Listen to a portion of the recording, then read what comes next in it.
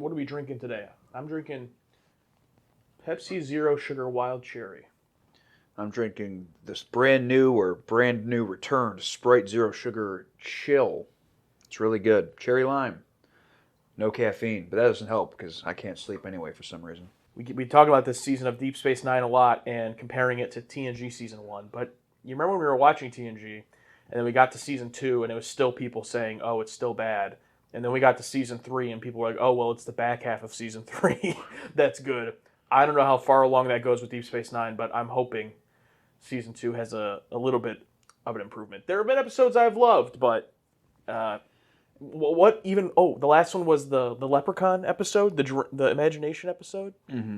Yeah, and the general consensus is that people don't like that one, with a few outliers saying it was enjoyable. I think one of the outliers is me. I thought it was okay, some parts of it. Not a lot of it, but some parts were nice. But we won't know if Season 2 or Season 3 is good until we get closer, because right now everyone's just saying, oh yeah, Season 1's bad, but it gets better. So I'm sure when we hit Season 2, we'll find out in the comments, because people will say, oh no, it gets good in the later half of Season 2. Get to the later half. Oh no, it's the first half of Season 3. But Yeah. I mean, people have obviously brought this up. I'm glad we have TNG to balance it out, and TNG's been really, really good. So I don't want to get too far ahead of myself, but we got 4 more episodes left this season. Let's hope for at least one banger. Could it be today? Episode 17. Are you ready? I'm ready. All the quarters on the crew level are currently occupied. Then someone can move. You, for example.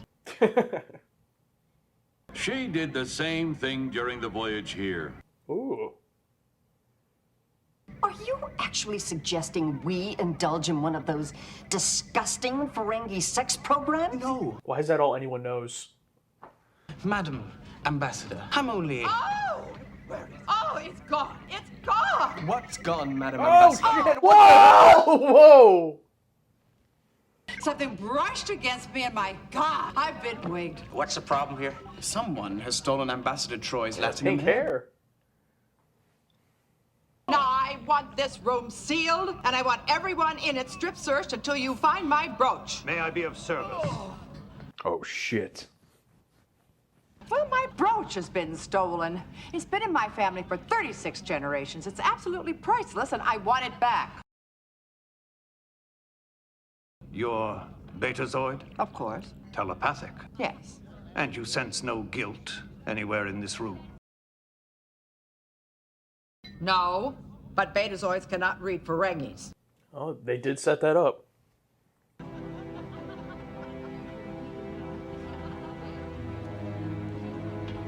The hell was that guy? I don't know, I'm digging the score. That's it. That's my brooch. But how did you know? Doctorians profile are it. distant relatives of the Ferengi. Oh. You might not be able to read this charming fellow either. Oh, how perfectly brilliant of you. Yeah! I want to know everything there is to know about your security. Yes! Yes! Yes! Oh, Oda. Oh, God. Oda and Luxwana. Let's fucking do it. That's hilarious. I dig it. Even though he's thus far, said a few times how he has zero interest in any romantic compatibility. It'll be funny to see how that goes. Computer, is the diagnostic on the fusion power plant finished yet? Affirmative. Power plant is operating within normal parameters. I don't want to read your tech manual. Fine, we'll do it ourselves. Reinitializing reactor 2. Ooh, less again. I'll have to get into its guts and rebuild it from the ground up. How long will that take? Well, I'm still not that familiar with Cardassian technology, but, I guess no more than 2-3 years. Is it really necessary? You don't understand. Let's just say I don't have your sensitivity to the computer.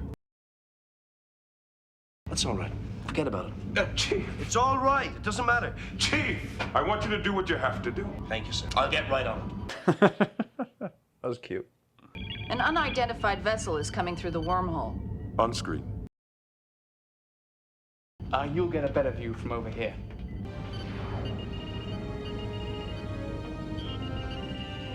Is that a completely new camera angle? Looked like it. That's the whole thing? Well, yes, it is. I was expecting more somehow. The Bolian was not impressed. Commander, I think it would be appropriate for at least one Federation ambassador to be present at this historic occasion. I'm scheduling a briefing at 0400. In the meantime, Dr. Bashir, the best place to view this probe is from the docking ring near Port 7. Man, Cisco does not want anything to do with these guys. Yeah, Federation ambassadors that aren't Sarek. Yeah, same here. It was Luxwana supposed to be with them, but just doesn't care. Oh! We've learned that on this station, you are the thin beige line between order and chaos. Beige line, yeah. Is Odo your first or last name? Yes. Odo. It has a certain lyrical quality. Lyrical. Odo. It rolls off the tongue. I understand you're a shapeshifter. That's correct. I've never been with a shapeshifter. Been with? Oh. Is that the calm? I think it is. Excuse me, I've got to get to Oz. He's getting a little choked up there. Memory nodes located. Proceeding with data transfer. Yeah, there you go. Who would have thought? Damn, dude, what a set. Computer, run standard code translations on probe data. Isolate syntax results. Processing. I was almost assaulted. I have a problem. Quark again. No, sir, this one's named Roxana. To be honest, Commander, she seems interested in me. What's wrong with that? Just tell her to leave me alone. Constable, you can handle thieves and killers, but not one Betazoid woman? And I don't want to insult the ambassador. A reasonable concern. I suggest you handle the matter with great delicacy.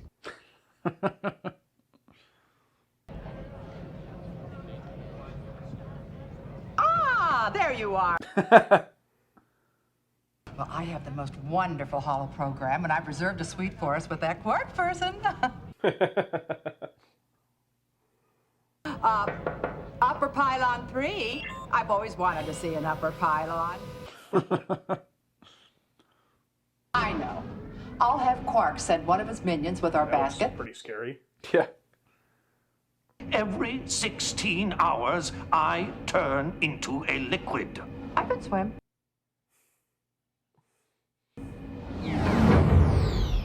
Oh. Looks like the transporter's down too. But don't worry, Constable. We'll get it She's repaired not right away. concerned.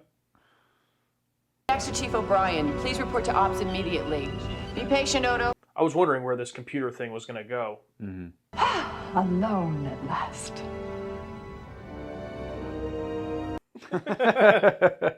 Oh my god. I love it. I love every minute of it. The turbo lift not having like a door or anything, I have to fight the constant urge of sticking my hand out. Oh, God. Yeah. I don't get it. Every component of the turbolift power net seems to be operational. Great. Everything's in working order, except nothing's working. One last trap laid by the Cardassians.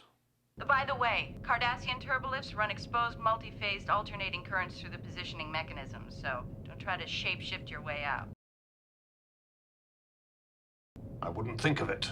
Besides, it wouldn't be polite. I didn't hear that. I'd really prefer to pass the time quietly. Quietly. Quietly. Of course. Thank you.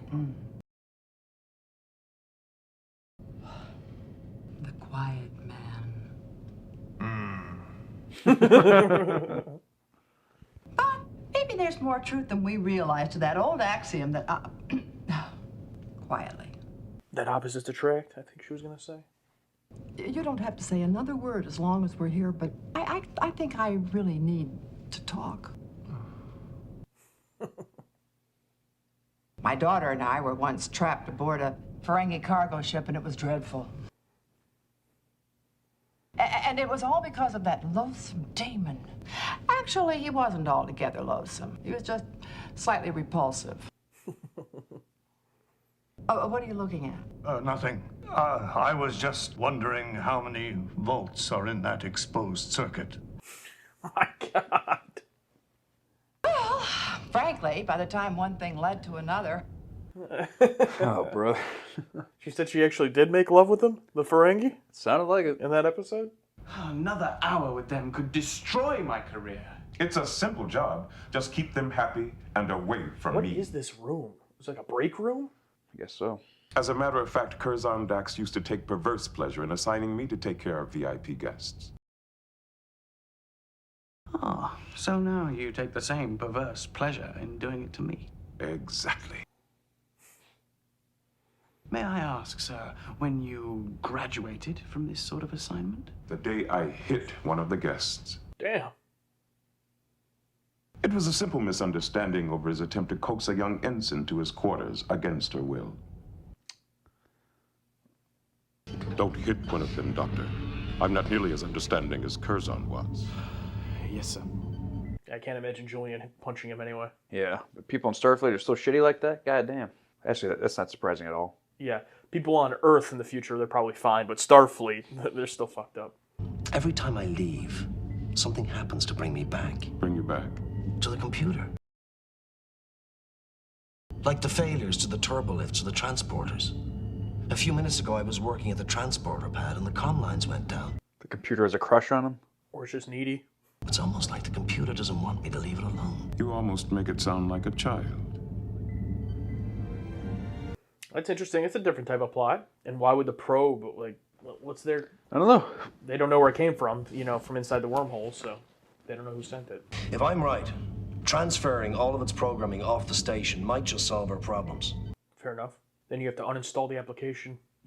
Comm lines have been down over 90 minutes. He's been in there almost 4 hours now. Do you happen to know the schedule of his regenerative cycle? My God, I have no idea. But if he doesn't get back to his pail in time...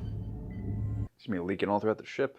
Oh, okay. So, like, if he melted on the floor, he can't, like, keep himself together. He would just... I think so. Damn, it's a pretty big weakness. Yeah. Upload all probe command sequences back to probe's computers. Stand by.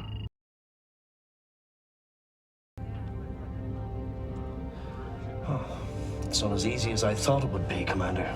It's resisting.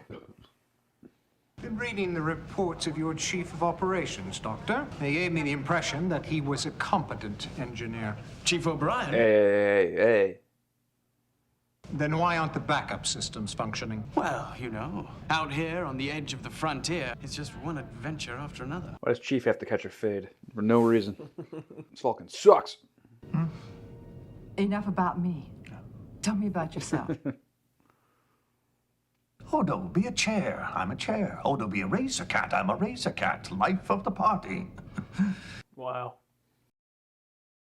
Did not expect that. Hate parties. I expected that. I told you I turn into a liquid every 16 hours. Well, I'm in hour 15. Damn, so it gets, like, more difficult for him the closer he gets. It's a nice little Odo backstory there. I dig it. Computer, run a level 1 diagnostic of all power systems on board. Requested function will require 43 minutes. Ooh, cutting close with Odo. You tell Commander Sisko that I expect that probe briefing to be held on schedule. I will surely pass that on, Ambassador. It's borrowed the effect from last episode. Yep.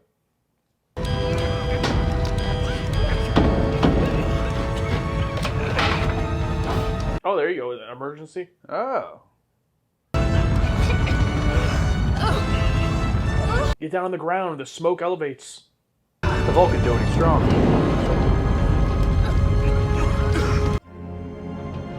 Captain's log. Julian Bashir and the 3 ambassadors have died. Maximum. Damn, it's maximum. Stand back. We've got to do the exact opposite. The exact opposite. Lieutenant, I've got to build a doghouse. Give me 3 days. Odo to ops.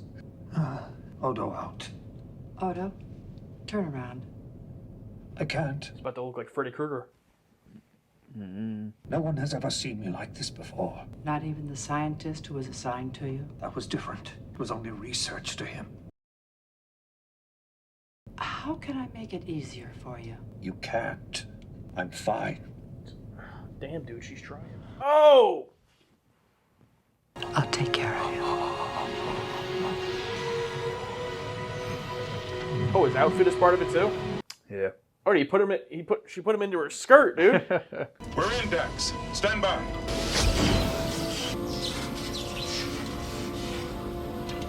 I don't see how they wouldn't be dead. What the... Ooh. Nice. We'd better advise Starfleet Command. Oh, there you go. Watch your head. Please, Julian. Call me Tasco. Ambassador, are you all right? Yes, thanks to Julian. The doctor was remarkably calm and logical for a man of his years under such severe conditions. We'll be putting him in for a commendation. Okay, at least they're all appreciative. That's good. Your sensitivity and discretion are appreciated. Oh. Next time you see me, I'll give you a lot more to appreciate. Oh. Aww. It's happy. It's not bothering us anymore. Well, it seems the humane thing to do. It's just another new life form visiting the station. I'll take care of it. Make sure it gets enough attention, huh? Keep it off the furniture.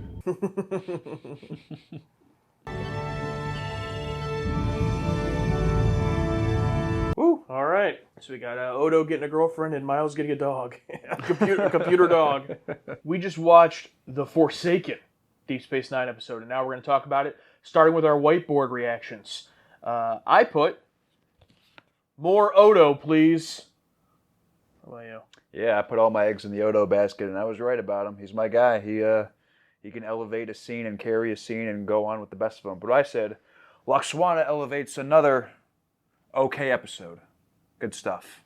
I was actually very curious what you thought about this one, because you didn't seem that into it as it was going on, but not saying I was or anything, but I was very curious. It's an interesting type of episode. There's a lot I liked about it, and also there's stuff I didn't, so I'm kind of mixed on it. What about you?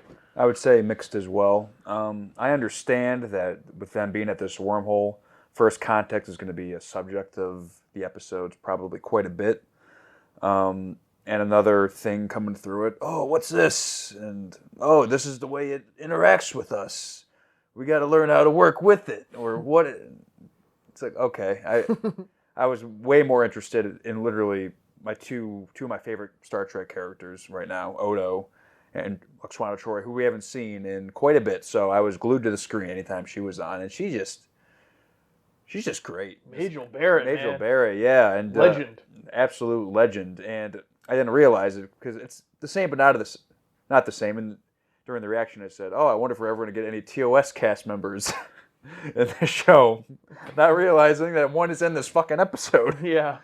I think I was meaning more actual characters instead of actors, but no, I love the story they told about they're putting on appearances and and Laxwana being able to expose herself to him, like Odo has to expose himself to her, and being okay with that, and Odo saying, "You're not at all what I expected," and saying that's the best compliment she could receive. And usually any other dude after Timothy, I'm like, hey, stay away from him. That Timothy episode hit me super hard. But yeah, rest in peace. Yeah, but for a character like Odo to come in and not be into her, but leave it open to any possible future interaction, I kind of dig. So everything with them was great. I don't know if this dog is ever going to come into play. I think the word puppy was said like 8 times in this episode.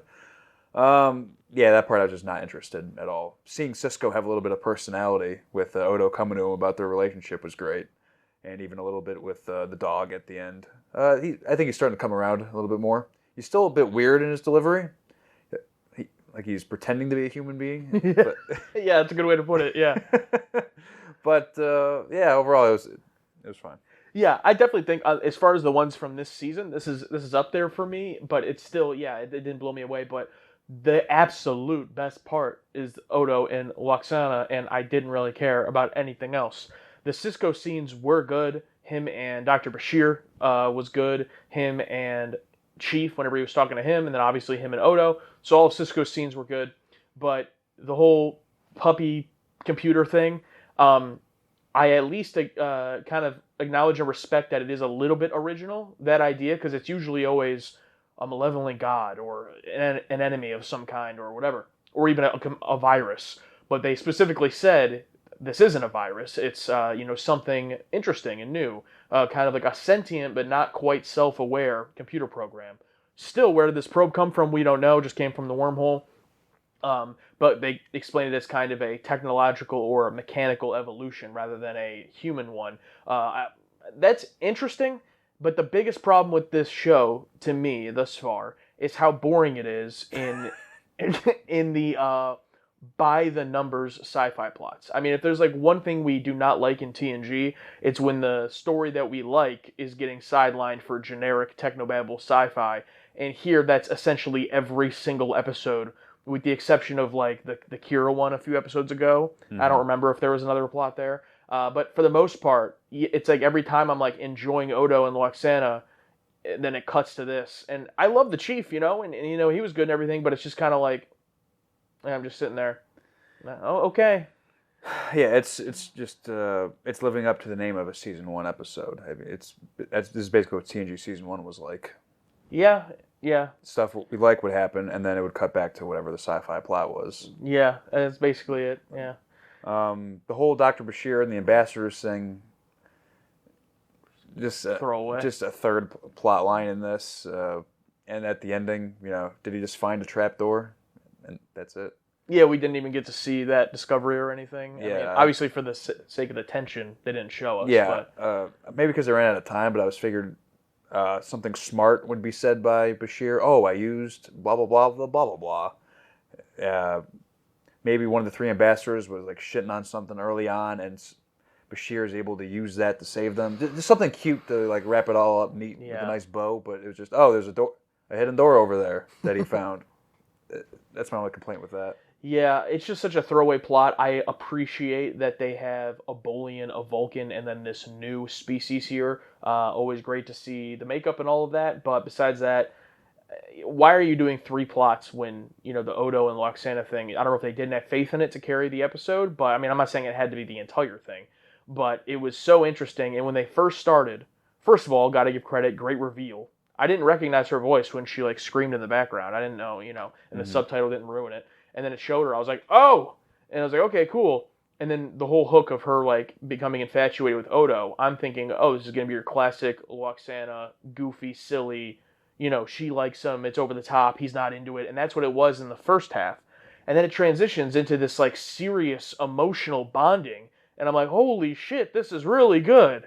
I mean, the whole thing with Odo melting and her taking off her wig is like one of the most emotional things we've seen in the series thus far. Being vulnerable to each other, I absolutely love it. And I was not expecting it. Like you said, I was expecting an entire cat and mouse type game. And then it all ties up together. But no, just a nice, vulnerable, private moment between 2 people that maybe aren't comfortable showing themselves. And I love that they were able to experience that together privately. Like they didn't obviously show each other to the world like that, but they showed it to each other, and that's enough. And they have that moment forever, and I have that moment with them, and that's nice. And it's just funny to think that she's Troy's mom, and now she has this connection with Odo. It's just, the show's connecting a little bit. It's just funny. A little bit. I noticed, what's his name, Morn? Morn, yeah. Yeah, Morn is in the background of like every episode. I noticed in this episode and the last episode, I kind of dig it. He's he's for such a heavy like makeup character too. Yeah, literally Norm from Cheers. That's hilarious. And you've watched some of Cheers. I've right? watched a couple seasons. Yeah. On the Loxana piece, also, I obviously love the Half a Life episode as well. But this is up there as like one of her best episodes. She gets a lot of time here and stuff, and like the scene in the turbo lift with him is, up there with some of the best stuff we've seen from her. So just great credit again to Majel Barrett, and also the writing, for her character here. They understood her. I'm sure maybe she had some input as well. Yeah, I didn't recognize any of those names. Just Les Landau, who directed just fine. Nothing crazy of note here. They just reused that fire explosion from the last episode. Oh, yeah. Which is fine. I guess when things were actually going down and it showed Cisco and whoever going through the halls, that looked very neat. But yeah. Oh, also got to talk about speaking of the writing, the continuity, I think 3 different episodes were mentioned here. So there was Menage a Troy, the season 3 episode with Loxana and the Ferengi and the whole kidnapping scheme. What were the other ones? That might have been it. Or maybe I'm confused because they referenced an episode, the last episode we watched, didn't we? Or was it? Or that TNG? Yeah, the TNG episode, the Worf one mentioned a couple episodes. Birthright, yeah. Yeah. But not only did she just reference it, she like went in depth and explained like the whole episode, which was pretty funny. And it's such a random episode to reference too. Like it's not that great of an episode, but hey, they referenced it, and this confirms one for the sex scoreboard. Like literally said, I fucked the Ferengi. Oh yeah, Prof Moff, you gotta check that off. It might have already been checked off, but now it's like a solidified check. It's made love to. Yeah. When does that happen? Ever? And they followed the continuity of her not being able to be telepathic with Ferengi. They kept that continuity. And this other offshoot Ferengi race we get to see for just 1 second that Odo just tracks down. Yeah, that was strange. When Odo profiled him. Yeah. Where's that black? I mean, where's that orange thing over there? Hey, you! Hey! Yeah, no, overall, like I said already, definitely one of the better episodes of the season. It's just a little bit, well, I mean, we'll get there, I'm sure, with this show, but it's still, I mean, yeah, like season 1 TNG, it's like, I think back to that, and it's like, even the top 5 or whatever episodes of that season, some of those are like, is this really that great? That's kind of how I feel here, where this is like a, maybe it could be a banger, I would say. I mean, the Turbolift stuff was really great with those two, but, yeah, who knows? Maybe the season will end strong. Like season 1 TNG, we had Conspiracy and what else at the end? The finale. The Neutral Zone? Yeah, the Neutral Zone. Those were both pretty good. So maybe we're on our little upswing and end strong. Hopefully. For a second, when Chief was talking to Cisco and was saying, listen to the tone, listen to the voice, Commander, listen to the tone of the voice, I thought for a second he was going to say, it's like Swana Troy. Oh, really? Yeah. Even though it's not the same computer, but it was female. That's funny. I thought, oh my God, is that why they brought her back? They're gonna break the fourth wall. Yeah. Oh yeah, I volunteered my voice years ago. That would have been. That wouldn't be bad. It could happen for sure.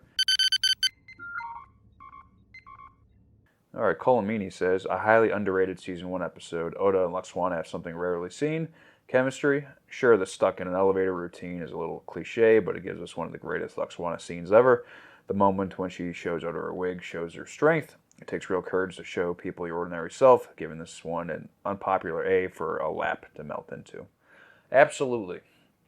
Yeah, if that is true that it's that people don't care for this one, I'd be kind of surprised, except for the Loaxana hater crowd that exists. I mean, I would expect that, but besides that, I